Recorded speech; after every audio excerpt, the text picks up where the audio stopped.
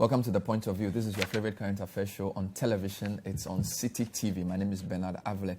Point of View brings you discussions on the relevant issues. We ask the right questions to our guests and you learn something useful. It's live and interactive. If you are watching on television, we have a WhatsApp number on the screen. Let's hear your views on what we are discussing. And if you're watching on Facebook as well, we have a live stream that you can comment on. Tonight, there's only one issue, the PDS Palava. We're going to delve into it. We're going to get into its history, why the government terminated a concession. We'll find out what is left with the compact with some very interesting guests. Stay tuned.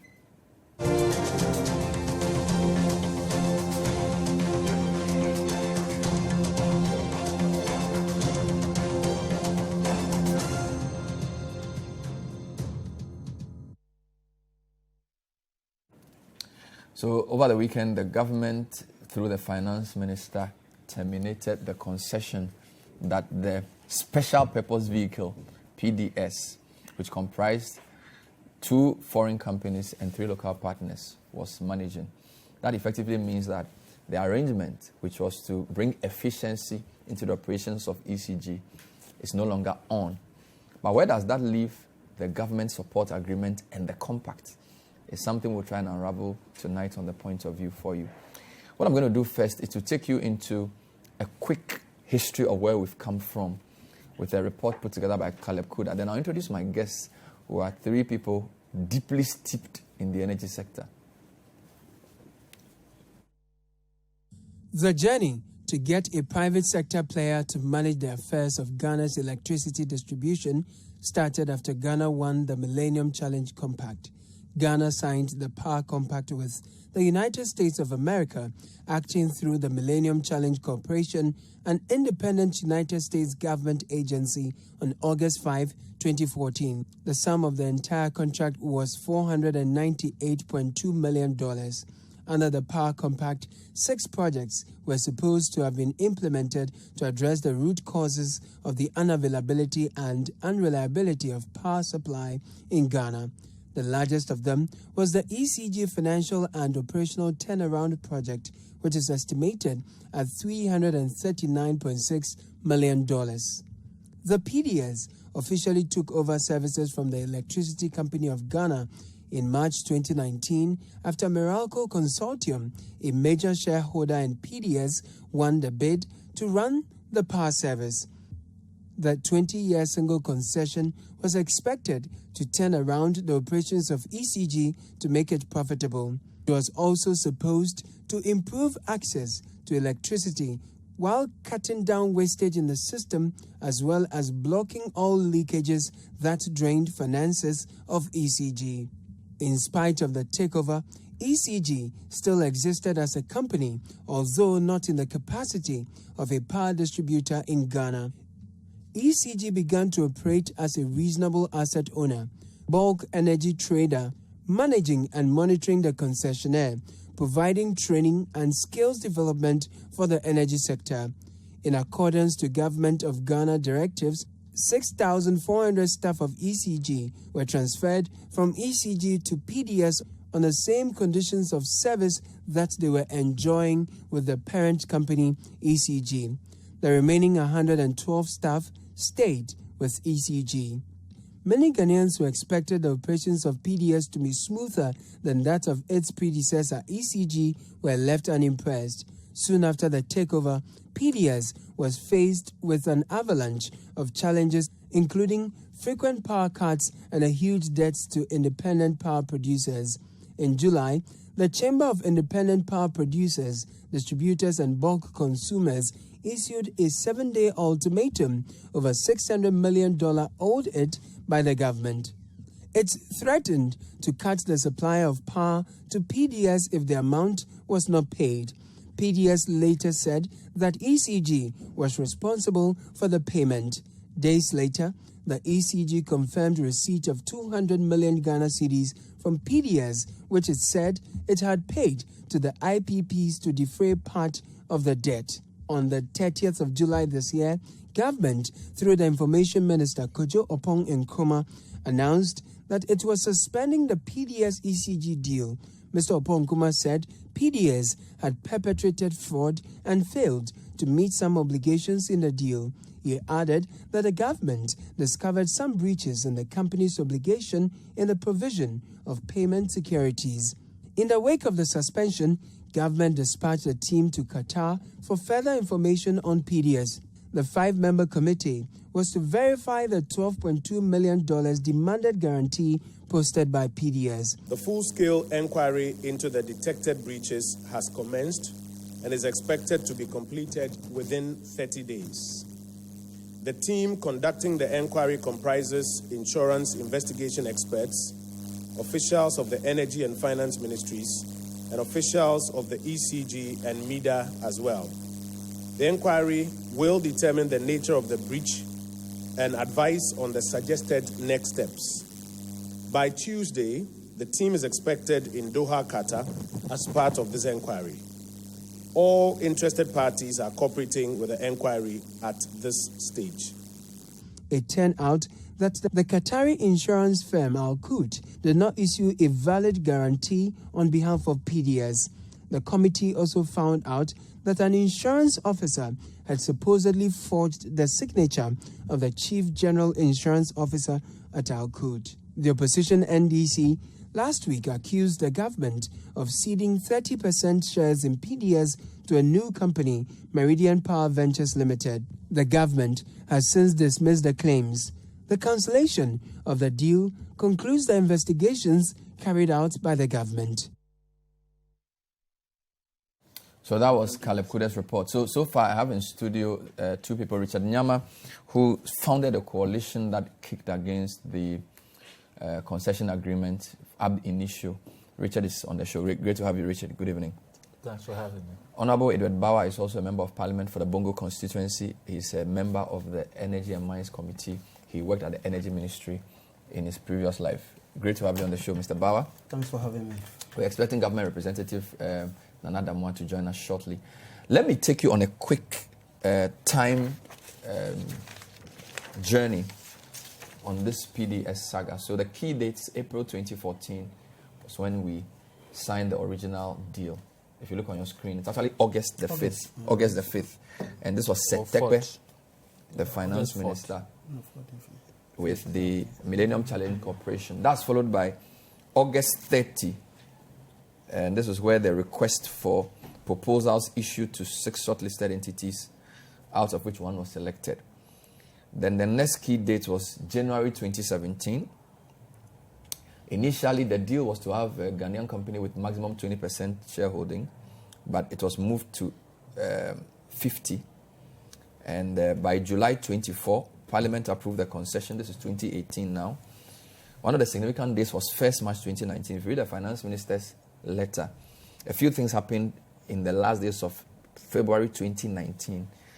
For example, we were expecting guarantee to be confirmed. It was not. So by 1st March 2019, PDS secured the license to take over the assets and operations of ECG, although we did not validate the guarantee. There's a gap between 1st March and 24 June, where ECG, based on some suspicion, writes to Al-Qut to verify status of the man called Yaya Al-Nuri, the issue of the demand guarantee. 16 July, this is 2.5 weeks after this, Al-Qut writes to ECG, issuing a fraud alert that this Yaya Al-Nuri forged documents and the demand guarantee. A few days later, 30th July, Al-Qut writes to Joe Australia to announce cancellation of insurance cover the guaranteed. Same day, Government of Ghana suspends PDS concession agreement, launches further probes. So this was a big day. So the voice clip you heard of Kojo Oponkroma, it was 30th July this year. And the next day, government began an investigation into PDS. Ambrose Derry led a delegation to Qatar. 2 weeks later, MEDA begins forensic audit of PDS. They call it the FTI report. We sent a letter to the U.S. Embassy. They said they would act or comment after the FTI report. And then 18th October, this weekend, government announces cancellation of the concession deal. So that's a quick timeline. Now let me show you who the key players are in the deal. Who are the key players in the PDS deal? So we have the Ministry of Finance acting for Government of Ghana. So you would notice that Mr. Tekwe signed for the government in 2014, and Mr. Foriata ended the concession. Although the compact, some people think the compact is gone. We're waiting for the Americans to tell us what they'll do. So Ministry of Finance on the one hand. Then you have the Millennium Challenge Corporation. They are the American vehicle created by the American government to oversee the compact. Worked with us in 2007, working with us again. Then we have Millennium Development Authority, MIDA, set up in government, run by Ghanaians, but they receive instructions from both sides because they are executing the vision of both the MCC and GOG, for want of a better word. Then you have IFC, who together with the Millennium Development Authority were the advisors for the whole transaction. And then you have the Ministry of Energy. Of course, they are the ones who oversee the ECG. And you have ECG also there. And then you have the key players as well. You have, of course, Minister of Finance, Ken Oforiatta. You have Stephanie Sullivan, who is the American ambassador. Although she took over in the latter stages, there was an ambassador before she came through. And then we have our men there. Now, let me show you who the owners of PDS are. Well, up until PDS became history. So we have, on your left side, Manila Electronic Company called Meralco, founded over 100 years ago, incidentally by an American in Philippines. They own 30%. Then there's an Angolan company which has 19%, Energia. So the foreign companies together own 49% of the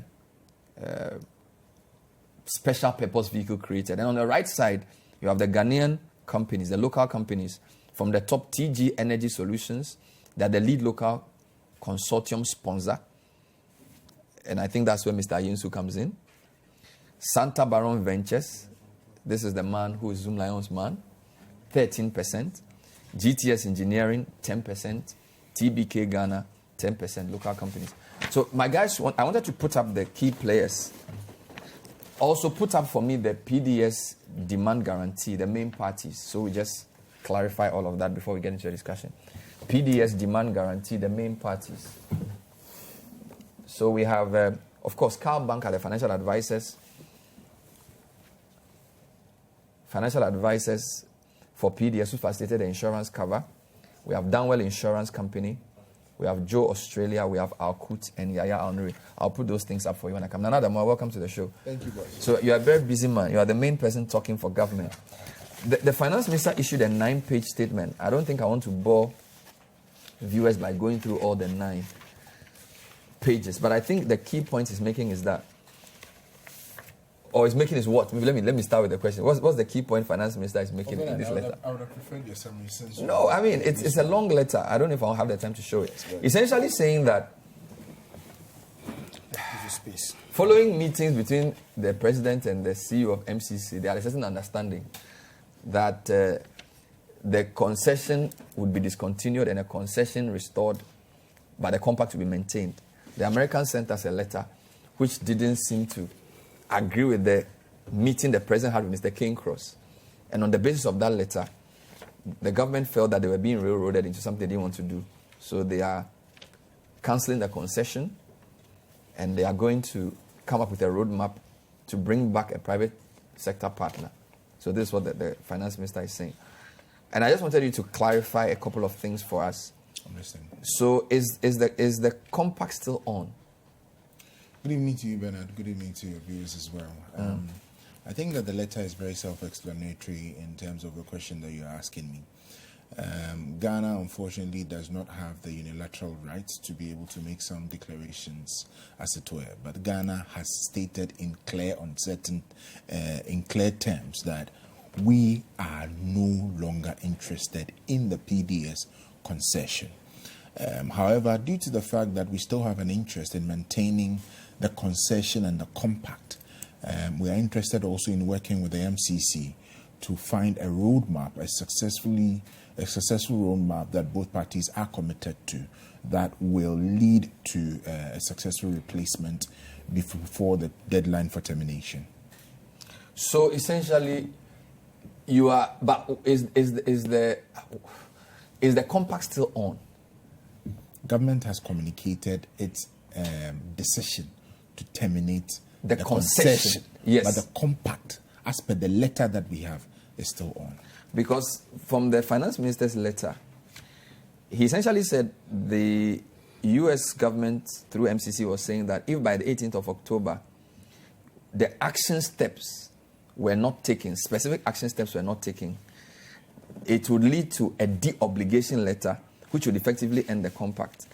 So, and we are told that those action steps included government having to announce that PDS has been reinstated, that all the things that have been taken away from PDS will be restored.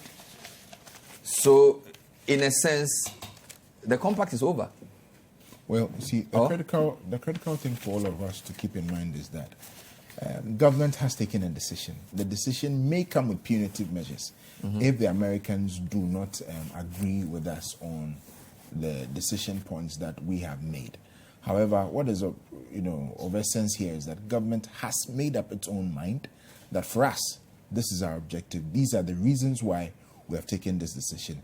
And we have been bold enough to communicate those decisions to the powers that be. So what is government expecting? Because in the conclusion, Minister is essentially almost saying, look, give us up to end of the year. We're going to use a special way of choosing another concessionaire. So it's almost telling the Americans that don't end the compact. We still have a solution. Is that the position of government? As rightfully stated. Okay. Now, Richard Nyama, I recall interviewing you on TV and radio a few times, and you've come on our platform before. You were quite concerned, and you formed a coalition, very, very hesitant about some of the discussions around this private sector participant. Is it your fears that have come to pass, or these things that have happened are completely different from what you feared? Bernard, thank you, and good evening to your viewers. That's a loaded one, but to a large extent, I told you so will be in order. But let me use this opportunity to congratulate the President for taking such a bold decision. I have to be very frank with you. It's not a light decision.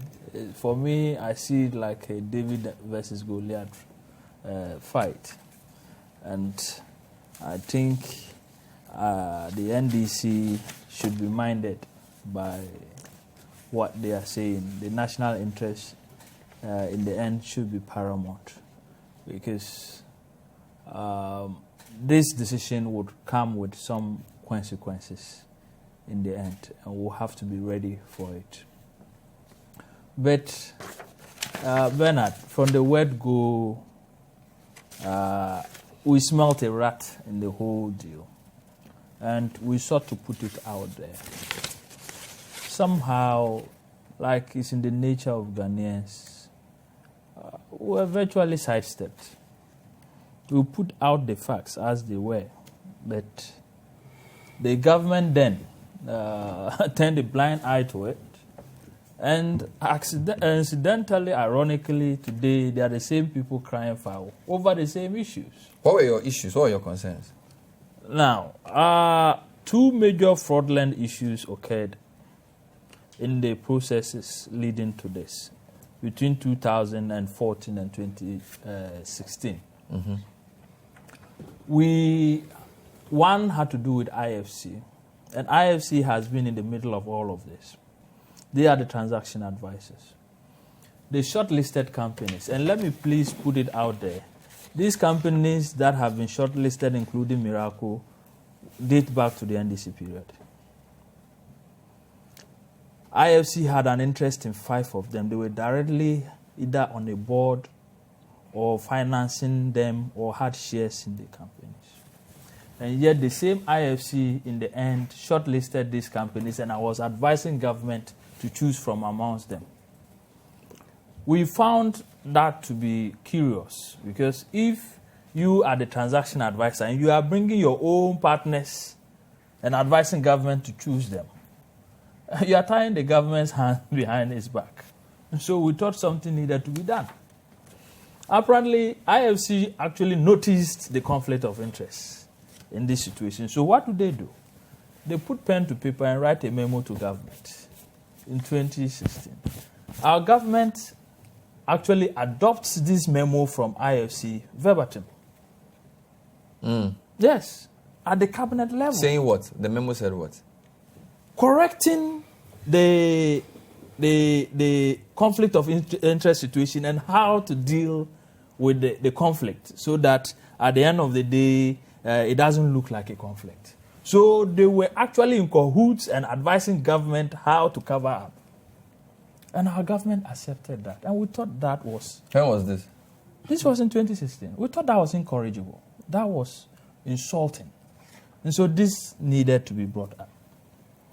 That was one of the reliefs we sought. And we went to court on this matter somewhere on the 6th of September, 2016. But, Bernard, that is not the end of it. The same IFC, together with MIDA, forged the letterheads of... Are you serious? Oh. Have I appeared to be a joke? No, just go on. Yes. They forged the letterheads of the PURC and the Energy Commission of the Republic of Ghana. And in those letterheads purported to actually draft a tariff methodology, which is the sole prerogative of the PURC, and a sales and license distribution license of the Energy Commission.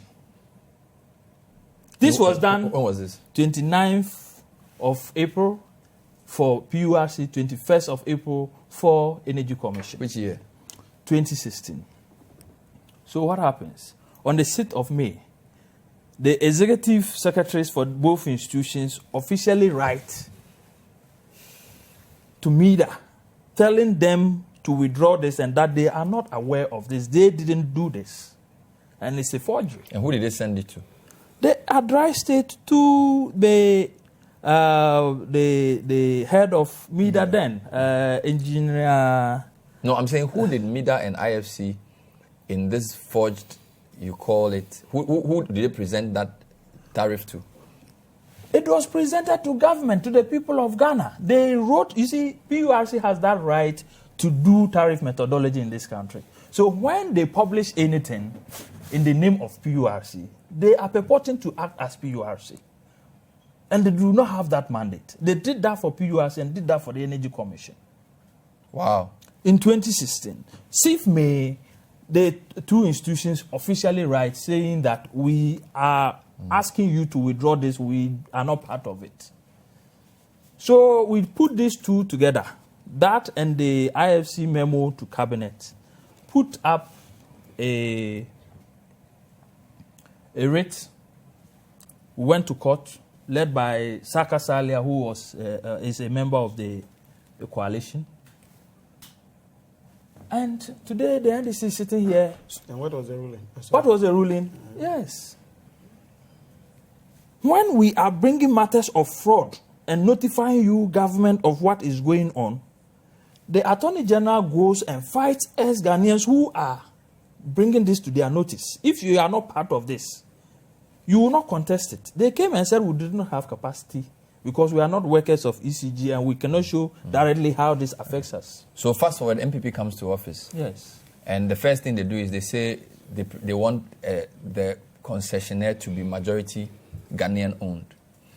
It didn't just happen. Was that something you fought for? Fine. We went no into problem. negotiations So, but that with has government. happened, Yes. right? Then we now hear that this new concession partners couldn't provide a letter of credit from a bank and a bank guarantee. So they went for demand guarantee. Yes. The demand guarantee they go for was not from the right source.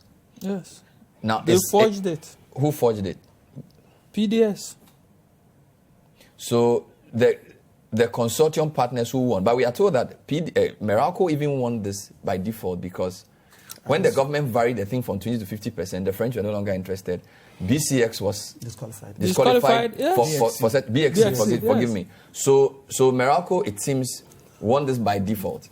Obviously. May I ask that you state the reason why BXC was disqualified as well? No, I can explain that. And for some of us, we did a breakdown of the various companies, and without sounding biased, as at the time, those who had the technical capacity and financial clout to execute this, for me, were the French, based on what we had seen. The BXC, if you remember this Dansuman and all those issues that happened, the metering issues and the lines that we queued, a $175 million contract had been given to them, and that was the resource. So the question was that if they can't even manage this, Accra, is it west or east? You can imagine having the whole of Ghana. Then their books, when they went into, we realized they also But when the government yes. said that we needed a 50% to belong to locals, they didn't know that 51%, yes. Did we know that there would be a company with the financial clout and the experience to partner with Meralco and these other people to run this thing? But again, you see how we went about demarcating that is another topic. But we who originated the idea of having a 51% share, mind you, it was 20%. And that is why I think the NDC have no moral right discussing this thing. Because, you see, in its original form, would have been talking about only 20%. Some people say wouldn't have been here by then because the French company wouldn't be forging a demand guarantee. They assume that the French company will have the financial muscle to provide whatever letter of credit to be needed from whichever bank they needed. No, the French company never did any forgery. It was Miracle. No, that's what I'm saying. That if the 20% had been maintained, we may not even have been here. Okay, so that tells you that the NDC, being social democratic, would rather give these countries access away. Okay, NDC. Okay, so that is beside the point. The 51%. Mm-hmm. When we looked through it, we were like, you know what? We'd rather we have it. Let's float it among Ghanaian companies that have the clout to take this. And so we suggested AGI as that special purpose vehicle to bring together. So they will go scout and get those who have the capacity to raise the 51%. So at the time you were doing this, you didn't know anybody called TG Energy Solutions? Absolutely. Santa Baron? Absolutely no GTS idea. These were TBK. Yes. You see, and I'm saying that the suggestion and the advice was to use the Association of Ghana Industries as the umbrella organization to put this together. But at a point, we're no more part of the processes. We will come in at a point to advise and all that, but it ended there. But truth be told, in its original form, this should not have taken off in the first place if the NDC were minded of this issue. Because for me, this fraud is hold on, but why didn't the MPP use the AGI? Because the people who eventually won are people called TG Energy. We don't know who they are up until 2017, 2018. Santa Baron. We've heard of Santa Baron, but we didn't know they were into energy. GTS. And look at the infographic carefully. They have different descriptions. TG Energy is a local lead consortium sponsor. Yes. Santa Baron is a local technical lead. Do we know their technical competence in this area? Then we have GTS Engineering, local financial lead. And then we have local financial sponsor, TBK. Had you heard of any of these companies? What I'm saying is up this. Until 2018? What I'm saying is this. How this was arrived at, we don't know. What we did. But you are saying hold on. Yes, hold on. Didn't do the right thing. Suggestion, the people hold on. The suggestion we gave was this. Use AGI as that vehicle. And AGI was invited. And they sat down at the table and started the negotiations. And that is with where... the NDC government? No. With the NPP government. So is it AGI that gave us these people? I'm saying how they arrived here. Our involvement... But that's how you should answer. No. I don't know any of them from Adam. But you can't choose someone to accuse NDC of something and not... No, what have I accused the NDC of? You are saying that they have no moral right to you said being social democrats, they were giving away ECG for and taking only 20%. Then but you said they don't have a moral right to comment on the issue. Yes, and let's speak to the facts that I am putting out, not just the generality of it. I'm saying that there were two classic instances of fraud by the IFC, transaction advisor, and MIDA, actually forging documents and misrepresenting themselves. You haven't proven that. You've just said that. I haven't proven that. This is not just a court. Hold on. we went to court. I'm saying that they threw the case out on the basis of capacity. The last time I was here, I put all those documents out there. And there is documentary proof, PURC Energy Commission okay, so that's officially writing. Yes. So you said the second level of fraud is which one? The one the IFC wrote a memo to the cabinet of President John Mahama. He adopted it line for line. Line for line. Sorry. What was the memo for? No, sorry, I don't. I finally, to so you said there are two levels of fraud, but this government says the fraud actually perpetrated by PDS. No. You are talking of two separate things. I know, but see, we are not here to just talk about your issue. I also said the PDS perpetrated this third fraud. So there are three levels of fraud. There are three strands. The first one was IFC. But isn't it the most serious one? Because one? The lack of demand guarantee would then mean that our assets are exposed. And that if there's any problem, we won't have any coverage. Obviously. Is that not the most serious one? And that is why I am thanking the president for cancelling this.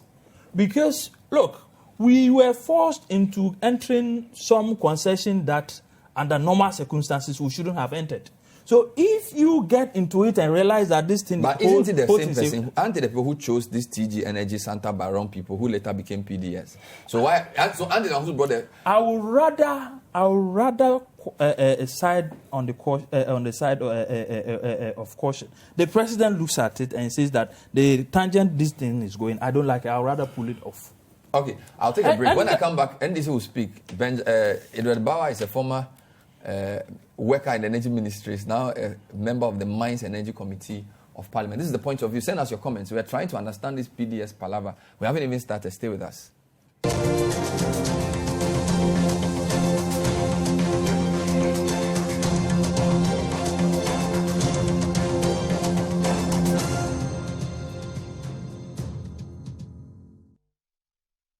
Welcome back. This is the point of view. We are trying to deconstruct the PDS Palava. My guest, Nana Damoah, he works with the Energy Ministry, Head of Communications. Richard Nyama founded a coalition that fought against the concession that we've seen to the level of 2 court cases. And of course, Edward Bawa used to hold the position of Nana Damoah. So it means you also become a member of Parliament soon. He's not a member of Parliament for Bongo. So he's saying you have no moral right to even comment on this. Because under you, we're only going to have 20%. So now turn around and be holding press conferences and 25 every day, years instead of 20. shouting about this is disingenuous. What's the NDC's problem with this whole PDS? We make a lot of press conferences. Okay. So let me start first by saying good evening also to my colleagues and then to your viewers. And to indicate very clearly that as a Ghanaian, I'm excited that vigilance from civil society, from the media, from my party, the NDC, and the general public as a whole, has brought us to where we are today in terms of the termination of this particular concession. And we need to tap ourselves in the back for that. That being said, it is also important to put this thing within a particular context. I think that in your intro, you tried giving us that. You indicated very clearly how we got to where we were now. You recall that after the Compact 1, when we qualified for the Compact 2, there was constraint analysis done within our economy, and we realized that the power sector was a problem. And within that particular value chain, the distribution end was the weakest link. And so that was how we tapped into the opportunity to take advantage of, the Compact 2. Fast forward. We finally signed the concession, and I think you've given the dates. Sorry, I said the compact itself. Yes. So you've given the dates to that. The 2 national assemblies approved them. We finally came to a situation. Of course, under the NDC, the policy was a 20-80 split. 20 for local, 80 for foreign. Of course, the new government came with a new policy, and it is within their right to be able to dictate the type of policy directions they want to give. And they went for 51. And personally, as an individual, I have nothing against that. Now, government had to now implement these things. And how was they going to do it? They were supposed to ensure that they got a private sector participant to be able to take up this particular opportunity. And there were 2 key issues they were looking at beyond other things. Technical competence and then financial muscle. Because one of the things that we realized was that the only way to inject efficiency was to push in more money to be able to replace most of the obsolete equipment we had within ECG, bring a lot of efficiency in terms of even managerial skills and what have you. So that was the whole idea. So every decision post that was supposed to be guided by these two principles. Now government comes to Parliament and gives us a particular, and that was based on the joint memo that was signed by Minister Amewu and then Minister Kenoforiata, telling us that they had found, at least from their own competitive bidding, they had selected Meralco. And therefore, Meralco was supposed to now form an SPV. And that's how these other companies came in, to be able to run or assume the role of ECG. There were a few concerns that we had.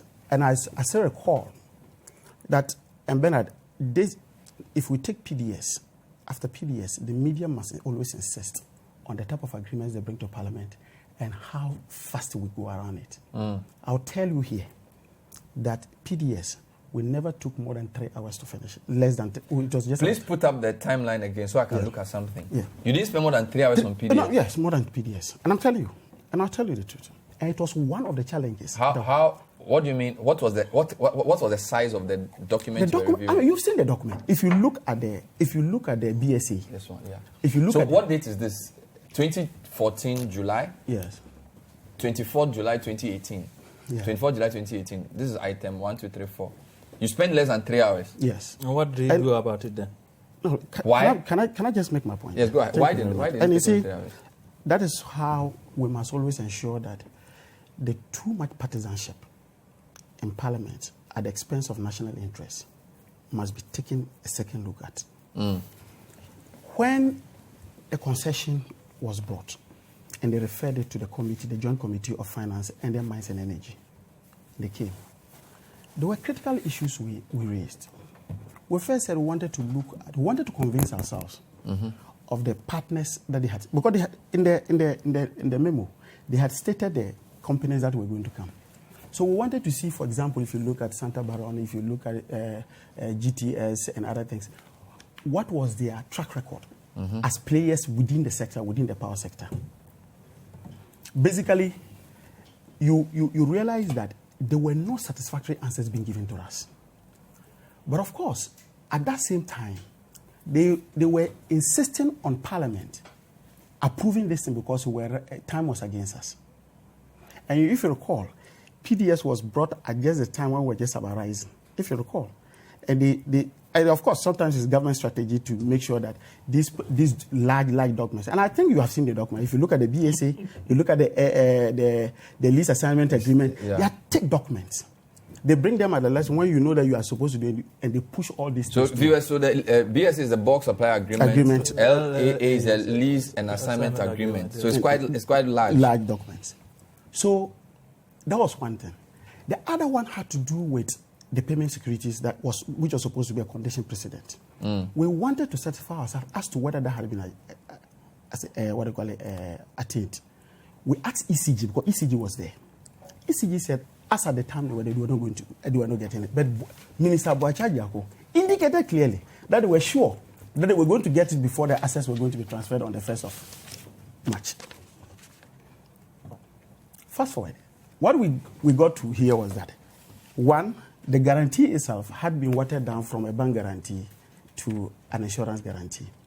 Of course, there are other issues they have raised, the issues about the fact that government needed to also have met. The finance minister says, upon the advice of IFC and Hunton and Williams, the media board accepted the request of PDS to move away from the letter of credit stroke bank guarantee to demand guarantee. Yes, but your press conference accuses the vice president of being the one to agree to this. Look, let me tell you something. What's the difference? Because the finance minister is saying that it was actually IFC, Hunton and Williams, and the media board together. You know, the reason was simple. One of the reasons why they could not acquire a bank guarantee was the fact that they could not demonstrate that their cash flows were going to be right. That was just all the consortium partners. Yes, but they could not. But the curious question: why are the local people the ones looking for the bank guarantee? We thought that Meralco being even though they are not the majority shareholder, being the most experienced and the strongest, would be the one who will use their expertise to try and get money. But Bernard, who says it is the local partners who are supposed to look for the gun? It was the SPV. It together. Is the PDS as an entity. They were supposed to look for it. But Morocco was not mentioned in any of this. Of course, it is one of the issues. Can I make my point? There's a problem. He's asked a general I'll question, come back to you. and you are deficient in it. That is the point. That's why I have to step in. The 51%. If I'm going into an agreement with you, you have 49 and I have 51. You would obviously expect me to bring my part of it before you. Because you are the lead. You are the lead. So if you don't bring your share, when you say lead, what do you mean by that? You are the majority shareholder. Who is the majority shareholder? The Ghanaian counterpart. That is not true. And again, because they are not together. They are individual companies. Hold on. Please put that up again. Put the PDS thing up again. You don't even know what you're saying. No, he's right. He's right. No, hold on. Because it's... You see, let me show you why he's wrong. Okay. You have a 51% stake. Yes. The 51% stake is representing Ghanaian interests. So if you are holding 15% of your 51 stake, you are supposed to bring the equivalent of 15%. If you are holding 5% of the 51% stake, you are supposed to bring 5% of it. If you put that together, you will get your 51%. Hold on. Richard, yes. The breakdown of the ownership is very clear. Morocco is 30. Energia is 19. Yes. TG is 18. Santa Baron is 13. GTS is 10. TBK is 10. Yes. So why isn't Morocco the one leading? Why Miracle is not leading is because Miracle is seeing themselves as international versus local partnership holding in this instance. And so if they don't see the 51% share on the table, they are not going to bring their 49. I think. Okay, let's go. So you're back. So you're saying two but things. You know something? Let's don't confuse the viewers. There are children also watching. Confuse yourself. It is Miracle that won the bid. Miracle won the bid. And per the day, Miracle was to put up at SPV. These individuals, by virtue of their location, does not necessarily mean that their interests are combined. They are there representing individual interests. So, for example, you have GTS will have to protect the stake they have in the arrangement. So you cannot, on the basis of location, the fact that you have 4 other companies that come together to give you a cumulative figure of 51, then they are the leaders. They are not. And so don't confuse viewers. Bernard, I want to ask a simple question. When your president announces to the world, can I move on, please? Of a 51% Ghanaian interests at the Independence Square, whoever you are dealing with, do you think they will be dealing with you as individuals or as a whole? Well, there's between perception and law, right? So the law is the reality in the ownership. The perception is the origin. But let's move on. The other point I wanted to make was, again, Finance Minister said that, so it was the board that approved the watering down, you call it. Yes. And then he says, yes. Isn't that all the Finance Minister said? Yes, but just to draw your attention to something, I think that the initial question that you asked was, what is the problem of the NDC with this entire transaction? So I believe that before you come to... I'm just rehashing something, so if you allow me. And I think it will also be beneficial to all of us, because I personally also want to understand what the problem of the NDC is with this entire transaction. I've watched you make mention of the fact that it is the vigilance of the NDC, the media and civil society. And I'll be very happy for you to show me how the NDC's vigilance, quote and unquote, contributed to this current situation. I've also noticed that you have ignored the role that government has played in terms of vigilance in all of this. So I just wanted to see how this will play out. I thought you were going to add something to our conversation. I just want that clarity to be brought into it. You ask a specific question, that this was a decision that was taken by the media board to water down the guarantee from the bank. Yes, by your statement, Asiedun Ketia says that statement, that decision should be blamed on Bawa. So I'm just trying to get where he's coming from, because he is coming from the FTI report. So according to the FTI report? Yes, it's the FTI report. We said that mentions Baumia as... So NDC on paragraph, the first paragraph, page 1, the decision of Dr. Baumia, Kenofriata and Mida to change the precondition of a bank guarantee into an insurance guarantee at a meeting at the Jubilee House on 19 February as captured in page 8 of the FTI report. It's referencing the FTI report. It's not on but, the statement. So it means the FTI report, but of course, you see, you have to merge a government report and FTI report because the two reports don't say the same thing. They don't say the same For example, the government said the was fraud by PDS. The FTI report says no. There's nothing that shows there's fraud. But so we have to take the reports together. So in making our analysis as a party, one of the things we realized was that it was a bit awkward, and I'll say why government was forced to water it down. And I was trying to explain to you as part of the conditions for the concession to take off. Government needed to adjust the tariff to a cost-reflective levels. Government has engaged in that. Yes. So on the strength of that, PDS could come in to ask that on the basis of this, our cash flows could not let us have a bank guarantee. And so then went for an insurance guarantee. And that's why NIDA succumbed to that. So that's the point that's the point we're just trying to make. So government, by failing to adjust the tariff, almost made it impossible for the people to get the cash flows needed. Yes, Bernard, that is where I have a problem with the social democratic government making such arguments. Because you know what? Is the NDC telling me that if they were in power, they would have a wholesale increase in tariffs just to pass it on? Okay, so again, I will then educate you. Hold on, and I would give you instances where in India, when a similar tariff was introduced, they gave a time period of 5 years for it to be soaked, and the government was actually subsidizing the process. I'm happy you just made that point. You need to go back and read the document.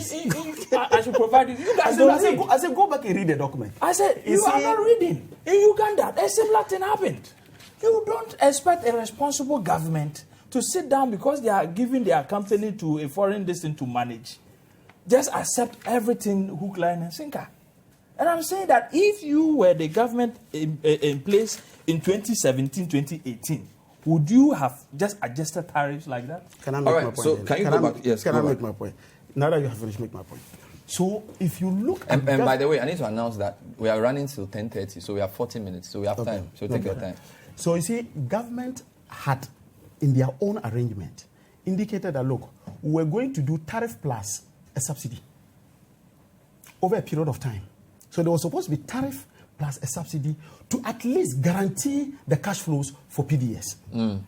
That was the arrangement. The challenge was that government was not in the position at that time to supply because they had not provided that in the budget. So there was no budget line for it. That was just the challenge. However, the other point that for us, and because we're talking about a guarantee issue, was the fact that, and if you read Kenneth Oforiatta's letter, he talks about it. The fact that as a country and owners of our assets, we didn't find it necessary to conduct due diligence on the payment guarantee that was given before we transferred that. Indeed, if you look, they seem to create the impression that the transaction advisors, that is IFC and the Hilton and William, had not, because they were that's page 3. So yes. if you have page 3 of the Kenneth Oforiatta statement, put it up. Page 3, the bottom part, to just help him make the point, and we'll take a reaction from Nana and Richard. So it says, following failure to receive satisfactory confirmation by IFC and Hutton and Williams of whether adequate due diligence had been performed on the validity of the demand guarantee purportedly issued by Alkut by letter dated February 28, 2019. Go to the bottom. ECG took the initiative to ascertain from Alkut itself proof or of confirmation of the due authorization for the execution of the demand guarantee by the firm. So it seems the government is saying that IFC and Hutton Williams were the ones whose actions did not happen, for which ECG had to now step in to say, we will go and check the validity of this ourselves. This is what the finance minister is saying. But that is the point. If you are paying, if you are paying somebody $40 million as a transaction advisor, what role are they playing? Now, You see, but the asset don't belong to IFC and Hutton and Williams. That's So what it's I just- our asset. It's our asset. No, So you why see, is they government do it in conjunction with NIDA. Why is finance minister do it in blaming conjunction with IFC and Hudson and Williams? Because a demand guarantee Bernard, secures let's- our Bernard, assets. Bernard, Yes, Bernard. the asset doesn't belong to Bernard. IFC. Let me hear from him. Just read that paragraph again. Following failure to receive satisfactory confirmation by Hold on. IFC, Key operational word is what? Satisfactory word. confirmation Okay. by Yes, IFC please and go Hutton and ahead. Williams of whether adequate due diligence had been performed on the validity of the demand guarantee purportedly issued by Akut. By a letter dated 28 February, ECG took the initiative to ascertain from Akut itself proof or confirmation of the due authorization for the execution of the demand guarantee by the firm. ECG also requested Akut to confirm compliance with relevant laws and regulations to which the demand guarantees will be subject in relation to the substantial exposure in a total of $350 million that Akut had undertaken in favor of ECG. And then he goes on to say, Prima facie, you can hold on there. yeah, Prima facie, he says that following the failure to supply satisfactory confirmation. So this suggests that some confirmation was given, but it wasn't satisfactory to the government of Ghana. That's the first step. Secondly, whatever was given us was considered inadequate by the government of Ghana. Thirdly, we were concerned as to whether whatever due diligence was conducted by Huntington Williams and IFC was compliant to the relevant laws in these countries. Now, you are in a transaction where you've appointed a transaction advisor. The transaction advisor's job is to carry out all of these necessary due diligence tests. They come to you and provide you with a report that says that we have conducted these due diligence tests and we are satisfied that indeed you should go ahead with the transaction.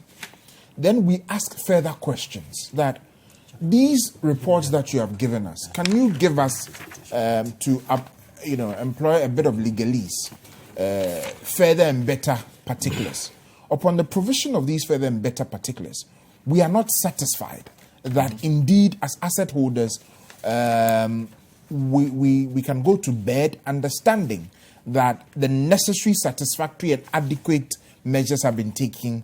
And indeed, so was government acting through ECG when ECG made those requests to Akut? Clearly. And the letter tells you that it was due to the non-sufficient nature of whatever evidence that was supplied by the transaction advisor. Again, it's critical to understand that government did not act wrongly in doing that. Neither was government negligent. That's the critical thing. Government was not negligent. A transaction advisor has been appointed. He's been given the necessary roles to play. He has played the roles. But however, it was the vigilance of government that has resulted in these things. We will take a and that short is break. why I raised this issue of the NDC saying that it is their vigilance. And again, I'll repeat the earlier questions that you asked him, for which I've taken the point to ask him again. We'll take a break. First of all, what is your problem? And secondly, what vigilance are you saying you have given that has led to this? I have proven here that government's vigilance is what has brought us to this step. We'll take a short break. When we come back, we'll continue. We have we're running till 1:30 the hour, so we have a bit of time because we also need to find out what is going to happen. And this is very key for us. So my guests are Nana Damoah, who's the communications head of Energy Ministry, Edward Bawa, member of Parliament's Committee on Energy and Mines, and Richard Nyama, who founded a coalition against the concession. I've always so been back an with MVP, more. so Stay with please. us.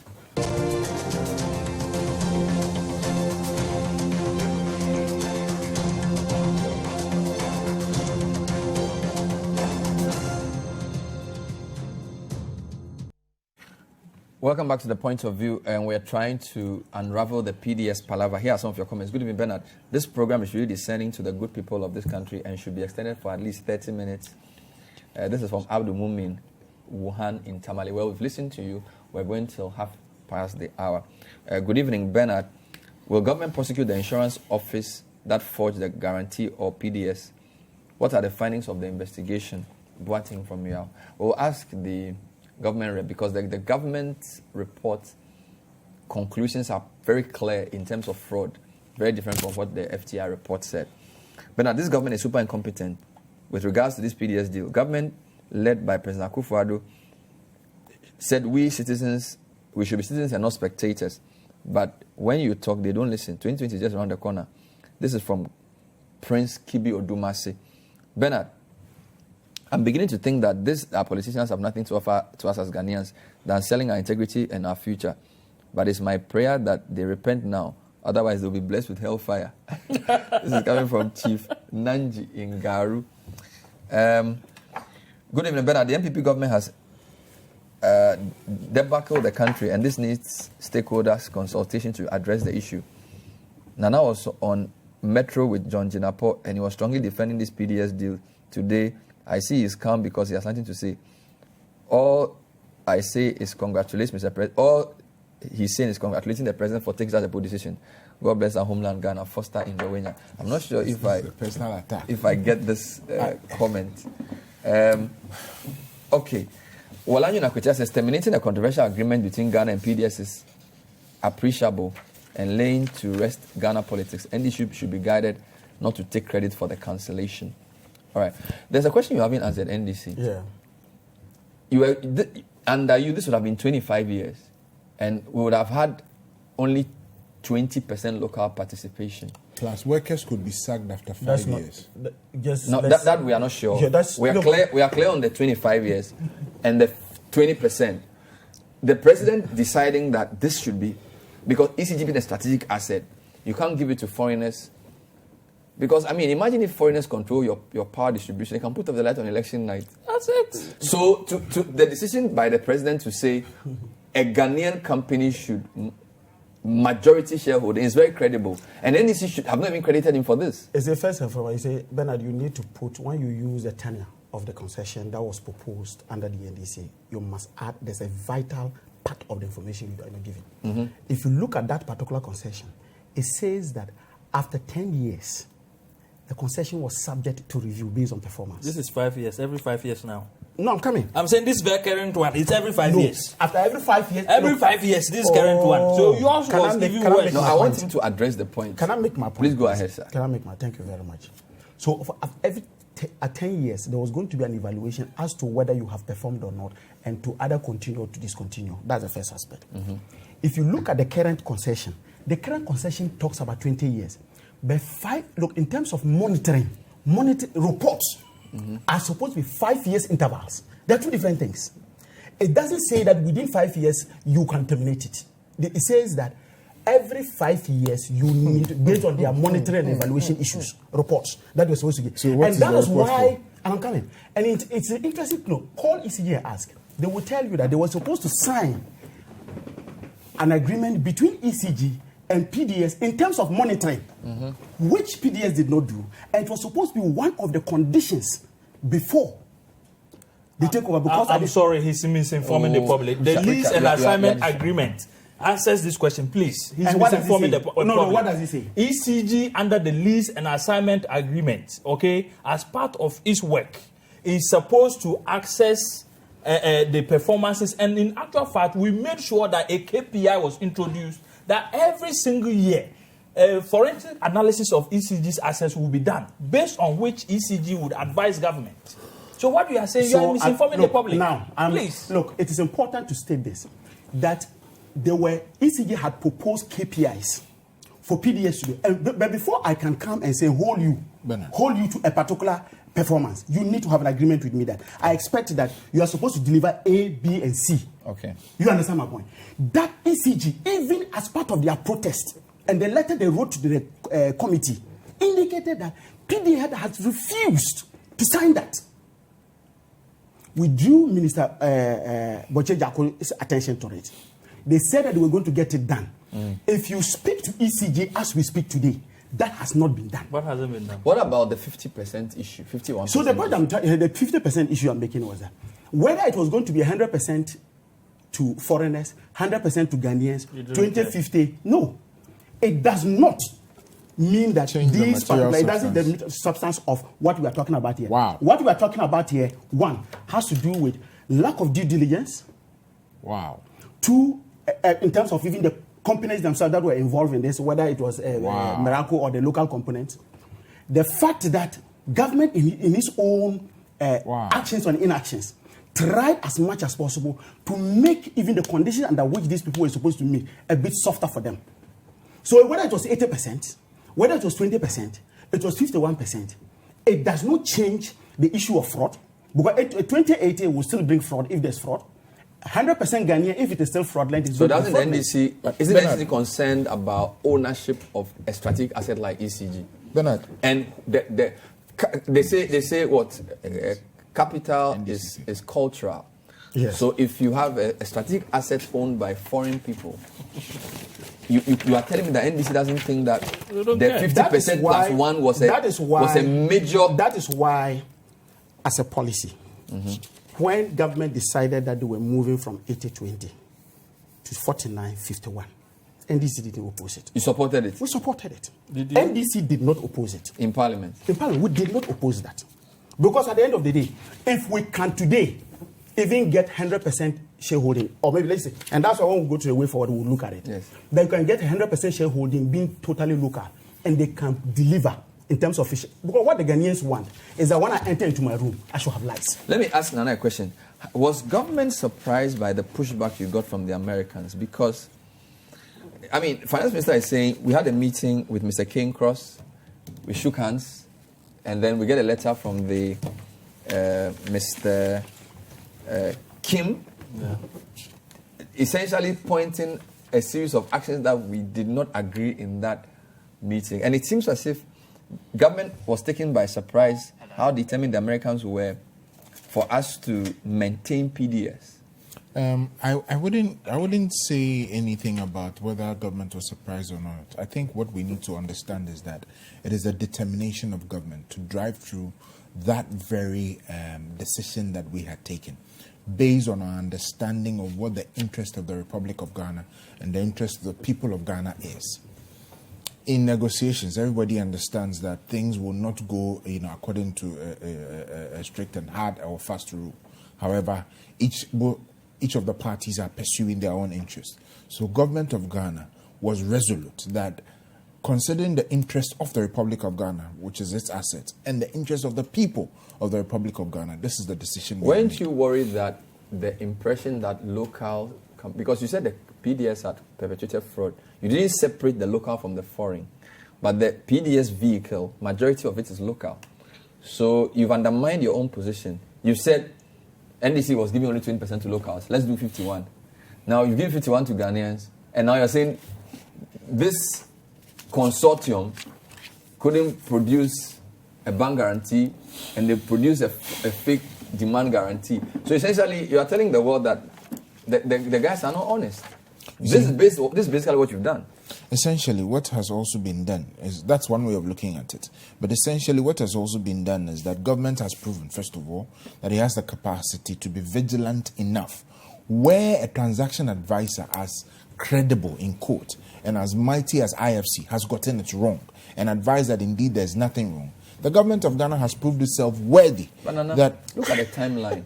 May I? 28th February 2019, 1st March to 24th June. April, May, June. 3 months. You can't expect us to credit you for vigilance when you sign something with somebody, handed over assets to the person on 1st March. The whole of April, you don't know what you are doing. The whole of May, you don't know what you are doing. First 3 weeks of June, you know what you are doing. 24th June, you turn around and say, well, we found out that the thing that is not back, so we should clap for you for being vigilant. May I correct? What are you saying? May I so correct? What if between 1st March and end of May, some major disaster had happened to our power distribution system? No guarantee. No, I think without a guarantee. May I correct? There's May I a correct? fault May I in your correct that? question. Yes. May I correct that? see, No, I didn't know you were this thing. No, you were in now the- a questioning. No, in the process. Because if you look at the letters, let me answer my question. You can analyze my question later. May I correct this? First of all, Yeah. let's bear in mind the fact that due diligence tests were, and here I'm struggling to use a specific word in reference to the IFC, because the IFC, we all know, is a credible, in quote, an organization, and they are the ones that said this transaction is okay. We've conducted due diligence tests and it's okay for you to proceed. That's the first step. Secondly, if you look at the narrative, You didn't have a report. excuse I think just Go on. Bawa wants to be. I said Bawa wants to be giving all the time. Allow him to talk. he misses his days in the media. He wants to come out and host a show. Maybe we'll find a show. I'm trying as much as possible for everything to be. I'm keeping in mind the fact that we have viewers as well that need to understand this. Remember that government said that we conducted further due diligence tests. At the first level, we got a response. At the second level, we got a response. At the third level, then we noticed. So to answer your question of what were you doing over the 3 months period, it was further due diligence text. Remember that the letter that is before you also states that indeed we requested some information, we gained some, but they were not, first of all, satisfactory, neither were they adequate. And then they also raised issues of compliance. So you would want to avert your mind to the fact that tests were being done, and as we probed, we were getting answers that made us question further, till we finally arrived at the problematic area, which gave us enough grounds to then say, hold on, we need to suspend this and dig further. And after the suspension, which also was occasioned by due process, remember, we're in a concession, which in itself is a sort of a contract. And we cannot step outside the boundaries of due process in that contract and act any way we want. So we abided by the terms of that contract, and today we have gotten to where we are. Respect for the rule of law is critical. Due process is also very critical. We have done all of these things with only one interest, as I have stated. The interest of the Republic of Ghana being its asset, and the interest of the people of Ghana. Before we go to the way forward, one more point. Bernard, one more point. In all of this, the lights have been kept on. Yeah. That's also very critical for everybody to understand. In all of this, some way, somehow, the lights have been kept on because government has found a way through all of this to keep the lights on. Let's not underplay that. Listen, we didn't have this situation for 5 years, but there was Doomso anyway. But Doomso was I'm just saying. To be fair, I understand, but I'm just saying. Was not a question of efficiency of BCG. I'm just saying. But the other thing I want to raise, also is that, again, the fundamental question you asked the NDC hasn't been answered. What is your problem? You still want to take over the question? No, it's just a simple question that I think they need to answer. You have time. Don't worry. You remember that this guarantee issue was a condition precedent, but it became a condition subsequent. No, it was never a condition subsequent. At the time you were transferring the It was never a condition subsequent. Can I make my point? No, that's true in a sense that You you don't know what you're transferred talking the about. assets on 1st March when you hadn't confirmed that the guarantee existed. You are assuming that we hadn't confirmed. And Can I make my there point? again, I'm coming. Can I make my This is point? where we need to place emphasis where the emphasis is due. Remember. As a matter of record. Bernard. As a matter of record. Bernard, IFC IFC is a transaction advisor. We cannot go forward if IFC does not say that we have conducted the necessary. If I advise you, you can take it or not. If I advise you to park your car here and you decide to park it somewhere else, do you blame the advisor? May I ask a question? Advice May I is ask a not question? And advice is a commandment. May I ask a question? you know, Because you see, make my point. I just want us to properly frame this for everybody to understand. You want it to be stated the way you want. No, I don't want it to be stated the way I want. You framed it very well. No. What is in all of this? The point I was just trying to make was that, look, this was a condition precedent. It was changed to a condition. It was never a condition subsequent. Can I make my point? We need to be factual with that. It was never a condition subsequent. If you see the Be factual. If you see the Minister of Finance own letter, he describes condition 21 and 34, or is it 31 and 24, as essential condition precedents. If you look at it, And that's initially. When they came to Parliament, we asked for, usually when you're going to approve such contracts, you ask for a due diligence report. Because you need to have it, to see that you have it. When the ministry was asked of a due diligence report, they said they didn't have it, and they were still conducting. When was it? And that because of the When fact... was this? Bernard. I'm talking of in July. When they brought July the when? I'm coming. When is it July? When? What do you mean by July? July 2018. No, Not so. no, I'm When? talking of the concession 2019. What are you talking? No, it's Oh, sorry, 2018. 2018. It's the And concession when we was are approving asset? When was the concession began? 2019. No, first you see, you remember March. that. You remember See, that. this is what I'm trying to point out. Yes. In July 2018, you requested for a Due due diligence diligence. report. And They you told didn't you, have it. they told you it was being conducted. Yeah. Between July 2018 and February Yes, 2019, February did 2019. you request for it again? For that, because you have indicated. Now, no, but why would you be patient? Be patient. As part of this discussion, what the ministry should be telling us is that within the period under which the assets were transferred to PDS, whether they really produce, apart from the Ambrose Derris document that we have, the Ambrose Derris one was after they suspected fraud. Then they went into it. But are they able to tell us that they really produce a due diligence? Have you seen any due diligence So when you report? asked them for the due diligence report in 2018 July, Did what you ask say? again? They said they didn't have it. It was not ready. But I remember that it was supposed to be a condition precedent. To what? To the To the transfer. transfer of the assets. When did the transfer happen? 24th, I think end of February. February. So first Okay. March. First March. Now you see, First March. this is what I'm trying to point out. The date of approval was when? July 2018. July. August, September, October, November, December, January, February.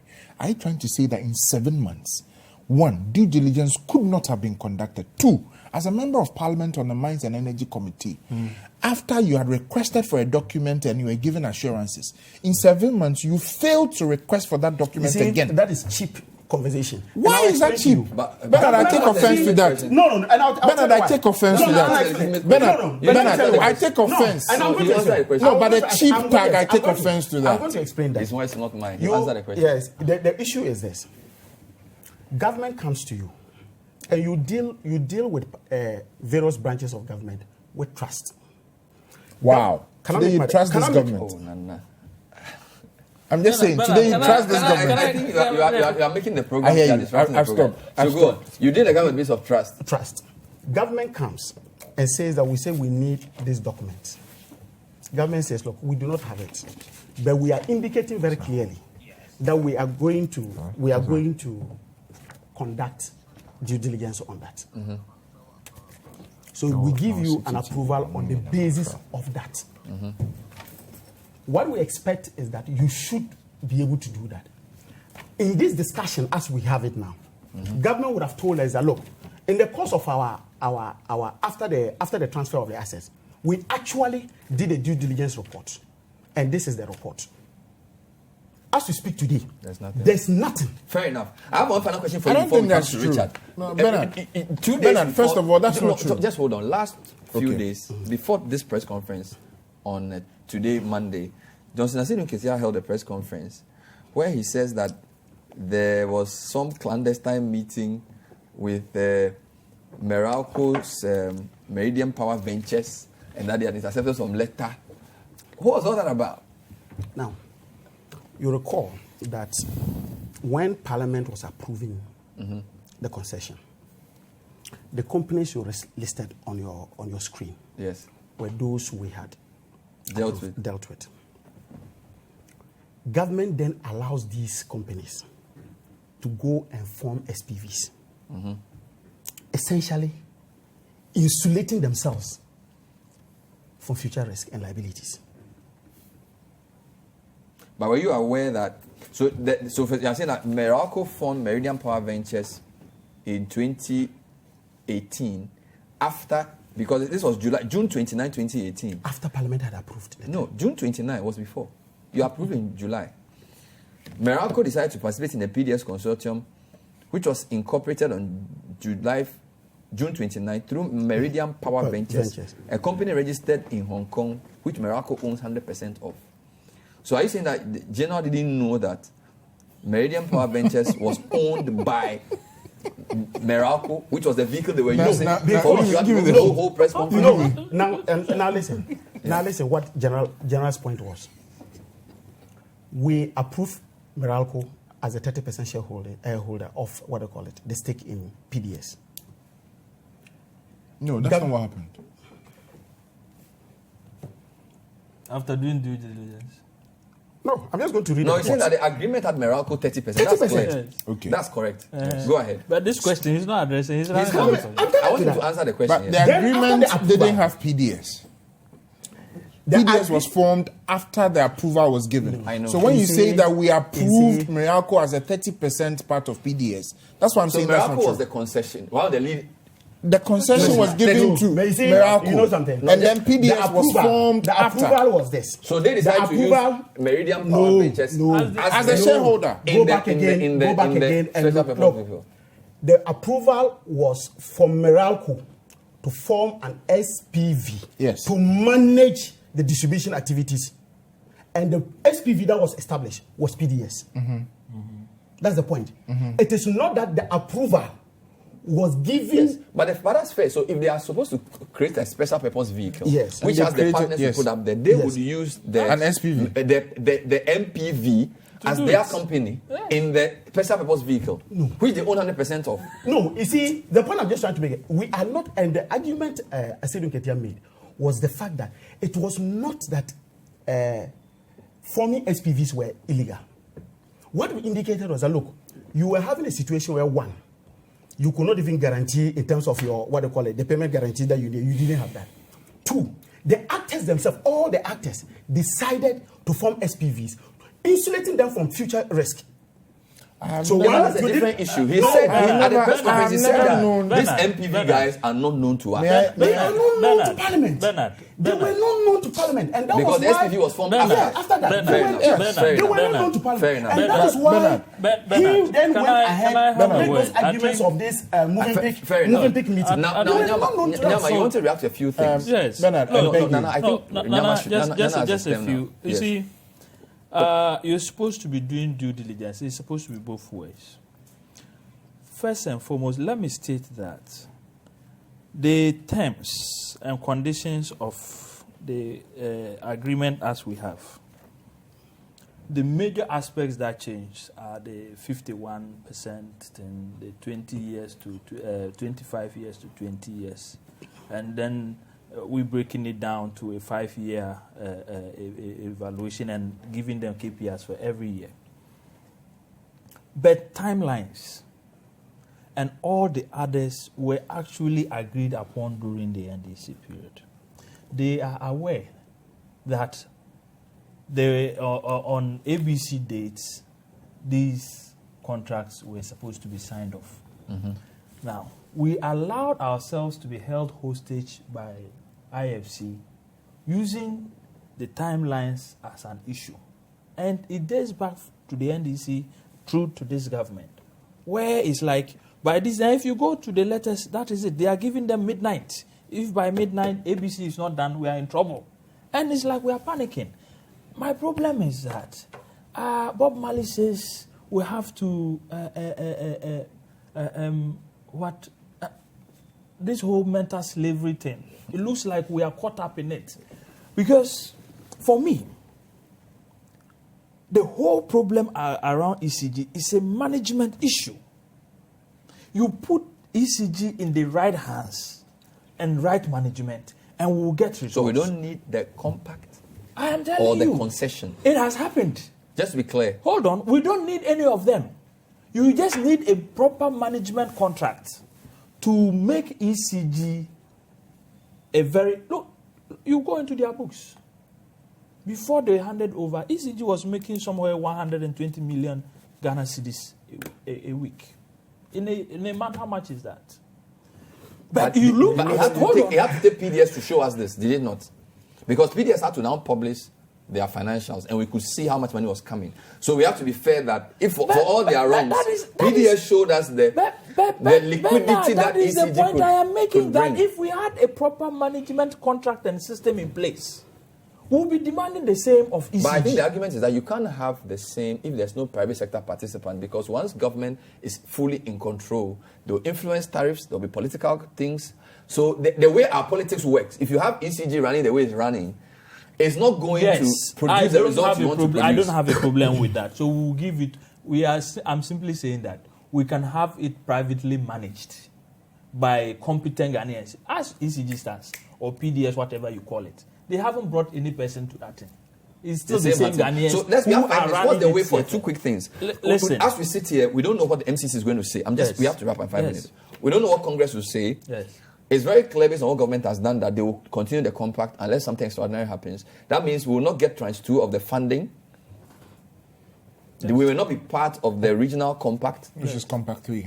Right? Yes. So we are losing on 3 folds. Yes. Compact ends, no second tranche. West African Regional Compact, we are not part of it. Which means somebody calculated we could lose up to 700 million. Yeah, but you see, dollars. That is our begging attitude. So we are looking at what we will lose as but a result of do we not need investment? Yes, when you manage yourself properly, it will be an investment in itself. You absorb yourself of all but from this the slavery. Kenofriata letter, he's trying to say to the Americans that give us up to December, we'll bring a private sector participant. Yes, because we are caught up in that web. But you see, in all this, I wish the NDC will be... No, I want the way forward. Forget about the NDC. I'm giving you the way forward. You're exhausting me with this NDC. No, I'm giving you the way forward. No, let me read something to you. And my proposition on how to deal with this. Listen to this. We have taken note of what Ken Ofori-Atta states in his termination letter in the public domain to the effect that the American government has breached an agreement reached with President Nana Akufo-Addo. We do not know the full facts of this accusation, which seeks to impugn the integrity of the American government. And we hope the U.S. authorities will respond appropriately. This is a Ghanaian asking the U.S. government to punish his Ghanaian counterpart. No. His government, oh, please, hold on. Is that your understanding of the English language? But the statement you wrote, you then committed to say that. You said based on Akufo-Addo's behavior. That was quite interesting. Please, Bawa, you have had enough time. He's giving me 5 minutes. Let me exhaust you. No, we have like 2. Really? You have like 2. Look at Anyway, but you see, my point is this. Yeah. This decision by the president is a critical decision. What is the way forward? It has foreign policy implications. It has economic implications. It has financial implications. Way forward. If I had my way, number one, the president to address this country and let us know why he took this decision. For me, it is very interesting and it's very important. I started by saying this is a David and Goliath fight. At a point, you also have to show something. The way forward is that come and support the government. If you had a problem with it and were saying that the president had given it to his cousins. The man says he has actually terminated the thing. That one, you have a problem with it. The way forward is, listen, it has been stated. It has been stated. And for me... Yeah, but Bawa, you need to answer this question. For NDC to write a statement saying that the Americans have accused us of something. Yes, and then you say that because of the president's lack of candor and his record of dishonorable conduct, our own government's account of what transpired should be taken with a pinch of salt. I mean, is that politically... Let me make a So a sovereign state has said that we had a meeting with Americans. And we have decided we are not playing ball. We feel that they misrepresented what we agreed. And for politics sake, you are saying, because our president has not been truthful in the past, you take this view with a pinch of salt. Basically. I mean, that's essential. Look, that's so unpatriotic on your part. Why are you running your time is finished. Yes, long time. But Coalition for National Sovereignty. First and foremost, yes, there was a discussion between two parties. One party is narrating one story. Then even in that same story, it's indicating that the other party is saying that if by 18th of October you do not meet those action steps they talked about, they will issue a de-obligation letter. They have stated that. So it means that you have two sets of facts. How?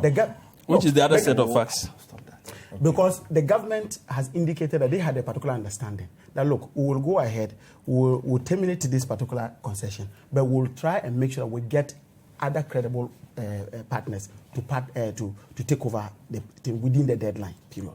That is the story they have. From the Minister of Finance's own letter, he seems to indicate that the Americans' action after that September meeting seem not to be following what they thought the understanding was. That's what he's saying. That's what the NDC is interested in, when we ask of responding, to give us the true records of what actually transpired.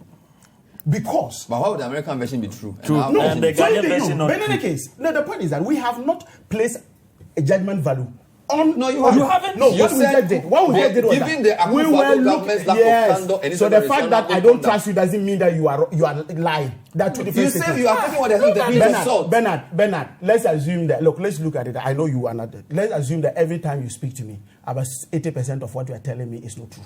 So then you narrate a story. So yes. what's the best way forward? The way forward, and I think he does it. One sentence. First, no, it can be a sentence. One, I think the one we have already done, that's the termination.